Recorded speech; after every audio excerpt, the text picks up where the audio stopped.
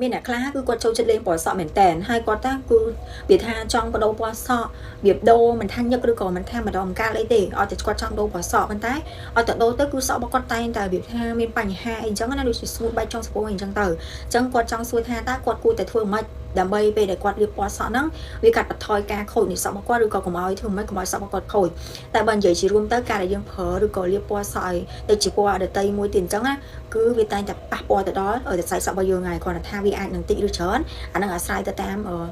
ការអនុវត្តជាក់ស្ដែងអញ្ចឹងយើងចង់ដឹងថាកលឺអីខ្លះដើម្បីកាត់បន្ថយការខូចខាតនៃសក់នៅពេលដែលយើងលាបពណ៌សក់អញ្ចឹងវីដេអូនេះកុំភ្លេចមើលដល់ចប់ខ្ញុំនឹងប្រាប់អ្នកទាំងអស់គ្នាទី1គឺជ្រើសរើសប្រភេទថ្នាំលាបដែលមានការខូចខាតតិចមានតែកាត់បន្ថយការប្រើថ្នាំគេហៅថាផលិតចាការបដូរពណ៌សក់ពីខ្មៅទៅពណ៌ស្រាលខ្លាំងគឺត្រូវប្រើថ្នាំផលិតខ្លាំងអញ្ចឹងដែលជាមូលហេតុចម្បងនៃការខូចសក់អញ្ចឹងយើងអាចប្រើពណ៌ semi permanent ឬក៏ demi permanent ថ្នាំលាបទាំងអស់ហ្នឹងគឺវាអត់មានផ្ទុកអាម៉ូញ៉ាឬក៏មានក្នុងបរិមាណតិចតួចប៉ុណ្ណោះអញ្ចឹងយើង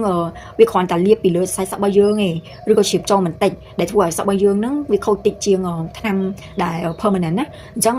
ពណ៌ទាំងហ្នឹងគឺវានឹងលុបតាមការកក់សក់ដូច្នោះហើយយើងអាចបដូរពណ៌សក់ញឹកញាប់ដោយសុខភាពជាងមួយទៀតយើងជ្រើសរើសថ្នាំលាបដែលគ្មានអាម៉ូញ៉ាមានន័យថាអាម៉ូញ៉ា freeគឺថ្នាំលាបប្រភេទហ្នឹងគឺវាប្រើសារធាតុផ្សេងដើម្បីបើកគល់សក់របស់យើងណាដែលអាចកាត់បន្ថយការខូចខាតបានខ្លះមួយទៀតគឺគម្លាតពេលវេលាដែលយើងលាបពណ៌សក់ហ្នឹងយើងចឹងយើងគម្លាតពណ៌ញឹកញាប់ពេកព្យាយាមទុកគម្លាតយ៉ាងតិចក៏6ទៅ8សប្តាហ៍ដែររវាងការលាបពណ៌ពេញក្បាលម្ដងហើយយើងលាបតែគល់សក់ថ្មីបានតែប្រសិនបើគល់សក់របស់យើងវាដុះលឿនយើងគួរតែលាបតែគល់សក់ដែលដុះថ្មីបានហើយយើងជៀសវាងលាបថ្នាំគីមីដដែលលើពណ៌សក់ចាស់ដែលលាបរួចហ្នឹងហើយមួយទៀតគឺផ្ដល់ពេលវេលាឲ្យសក់របស់យើងបានដងហើមបើអាចព្យាយាមឲ្យសក់របស់យើងសម្រាប់ពីអាគីមីនឹងរយៈពេលរៀងយូរតិចទៅតាមដែលអាចធ្វើទៅបាន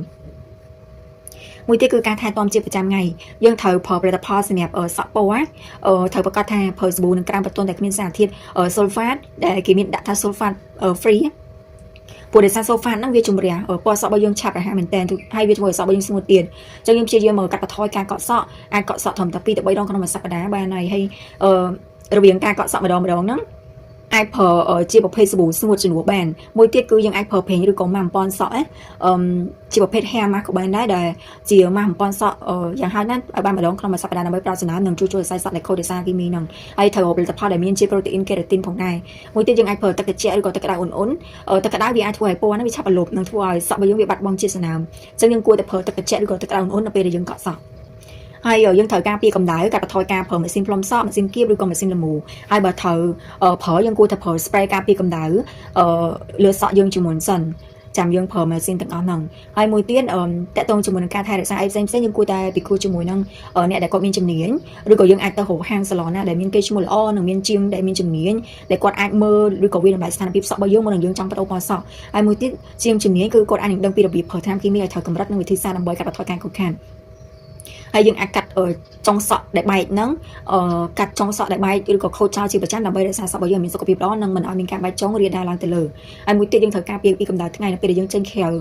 ត្រូវថ្ងៃអីចឹងយើងគួរតែពាក់មួកឬក៏ប្រើ spray ការពារកាំរស្មី UV ដើម្បីការពារពណ៌របស់យើងកុំឲ្យវាហើរហើយនឹងកុំឲ្យសក់របស់យើងខូចកាន់តែខ្លាំង